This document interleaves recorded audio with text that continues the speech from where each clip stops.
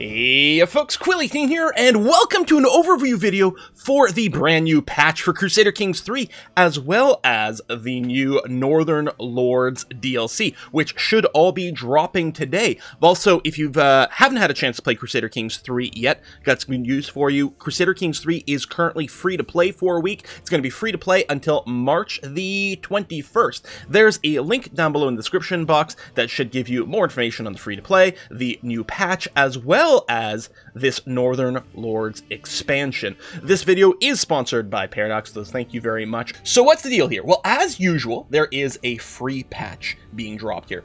It has a variety of changes. I don't have access to the patch notes yet. They have not been published, so I actually don't know what all the changes are yet. I have a series of bullet points here, which include winter.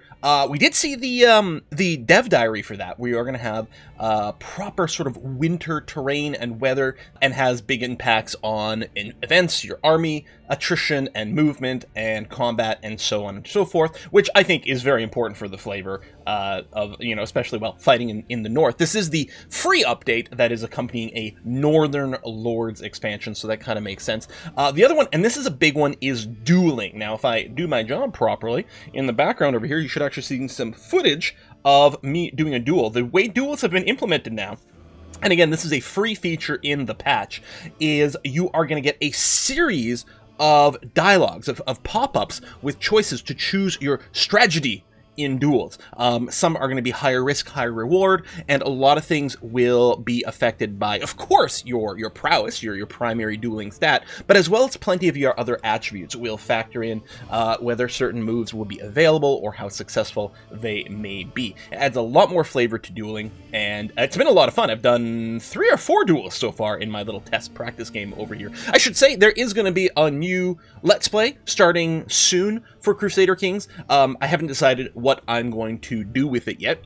It has nothing to do with anything you see in this video. This was me practicing. The other bit in the free update is going to be poetry. You're going to have a sort of procedural poetry system added into the game, which, I mean, Crusader Kings 3 is all about flavor, and that's definitely going to add it. Now, let's talk about this Northern Lords expansion. So this is going to be a paid expansion where it's going to focus on Norse characters, right? Northern Lords. And one of the big things is the ability for Norse characters to become an adventurer, which is something...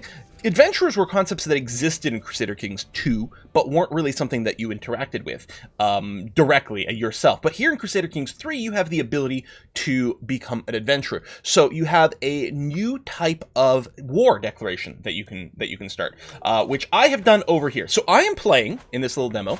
I've got Jarl Bjorn Ironside of Upland. So I live up over here. But what I have done is I have declared a Varangian adventure against Vladimir. So we are,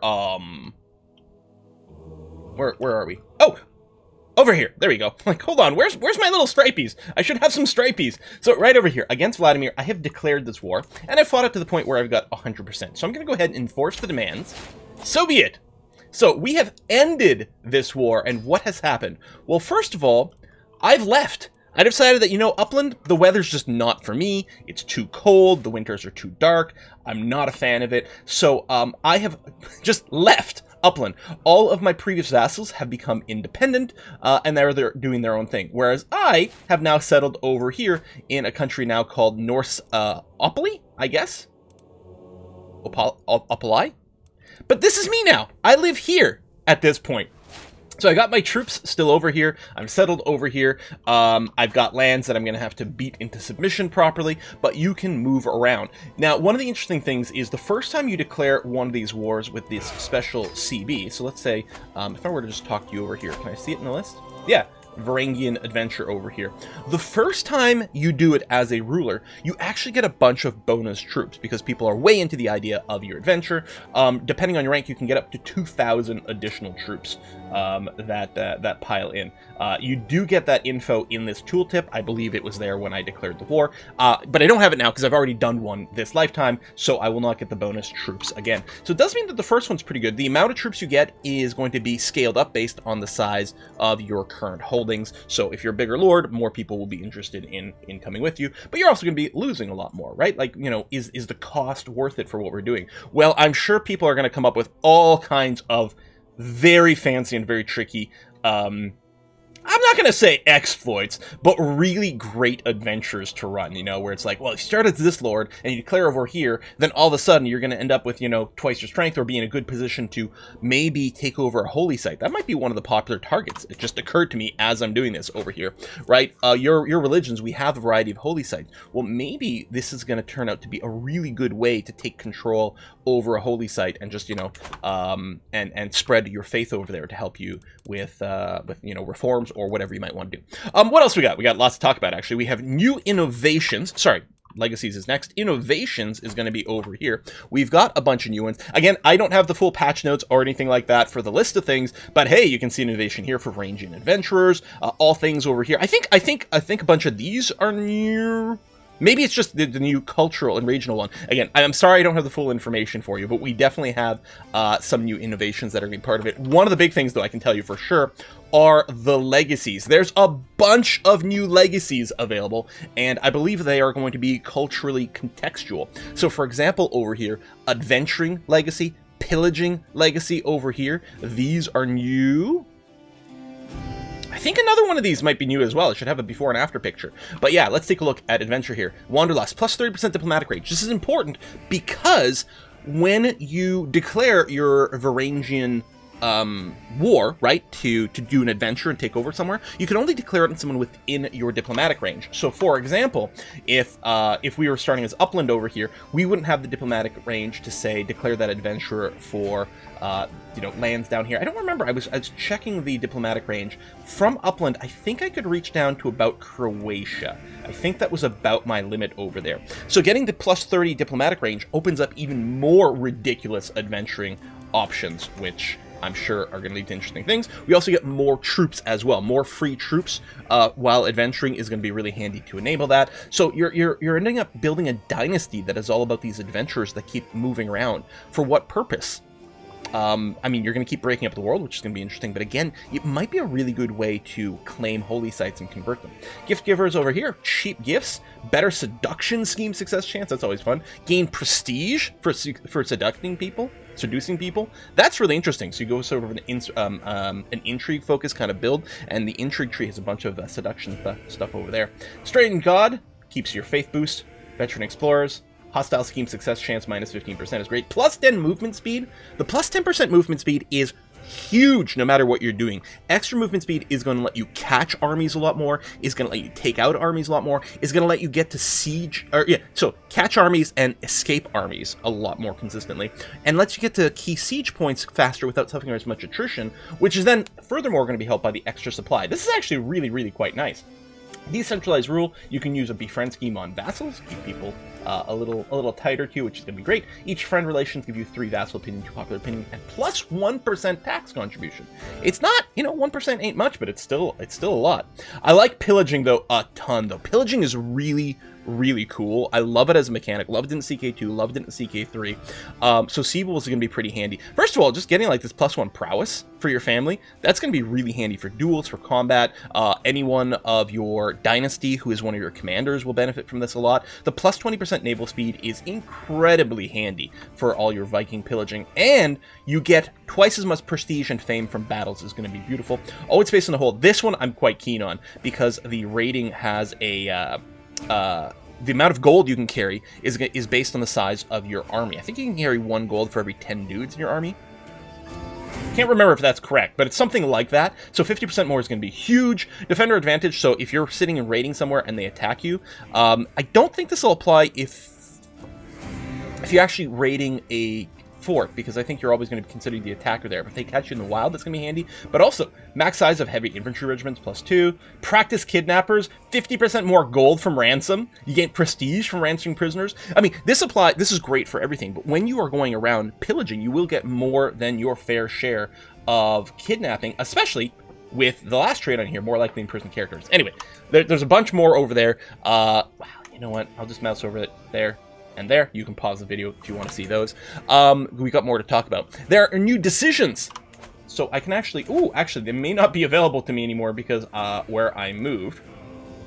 Oh no, okay, found the capital of the Rus is still here. That's good. The Forge the Yum Vikings over here. They are, I believe, a new, yeah, they're a pagan holy order, the Yums Vikings over here. There's another decision as well to form the High Kingdom of the North Sea. I don't believe it's in the list anymore because I am no longer living here. I think it would have been in the list before I moved down to our new area, where we are. What else is in the notes over here? Yes, cultural specific legacies apply to Norse dynasty, enhancing the traditions of adventuring and pillaging. New decisions allow Norse players to form a special pagan holy order. Yep. Yearly events. Rampaging berserkers, visiting mystics, nithings, whaling, sledding / snowball fights with your children. More events. I mean, again, CK3, Crusader Kings in general, is all about that sort of flavor and that story, so getting more of that is really good.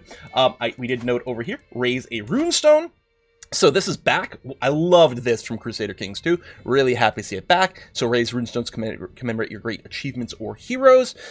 We can make shield maidens again. So those would be female members of your family. You can give them huge boosts and prestige in the world and make them. I think they'll act as champions for you and everything too, like knights. You can hold blots again right here. These are our big parties where we tend to sacrifice some people. Selecting a personal deity, we can actually see that right over here, determine personal deity. So we can choose one of the deities that we've decided is most important for us over here. I wonder if we started with one on this character. Yes, we started as a devotee of Ulrl, so we've got the +3 martial. Movement speed in provinces affected by winter plus 50%. So winter provinces you move much, much slower in, so this is effectively allowing you to cancel a lot of that. And yeah, +2 advantage in provinces affected by winter. You become a death machine in winter provinces over here.